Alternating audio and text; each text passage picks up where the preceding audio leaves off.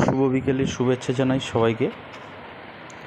আজকে সকালের জায়গায় বিকেলে ছাদে উঠে গেলাম গাছের গোড়াগুলোকে খুঁচিয়ে দেওয়ার জন্যে।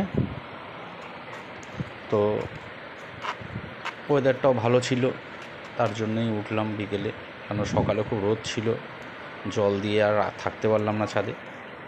তো আজকে অনেকগুলো গাছের গোড়াই খোঁচাবো, কারণ এরপরে যখন বৃষ্টি নেমে যাবে তারপরে আর সময় পাবো না, কারণ অনেক গাছ রয়েছে।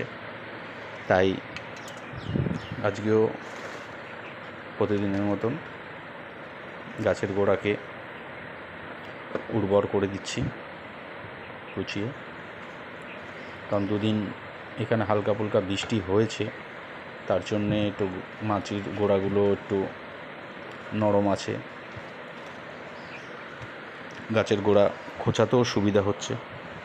কারণ রোদে গাছের গোড়া শক্ত হয়ে থাকলে গাছের গোড়া খোঁচাতে খুব সমস্যা হয়, গায়ে জোর দিয়ে গাছের গোড়া খোঁচানো রিস্ক হয়ে যায়, গাছের শেকড়ের ড্যামেজ হওয়ার বহুত চান্স থাকে।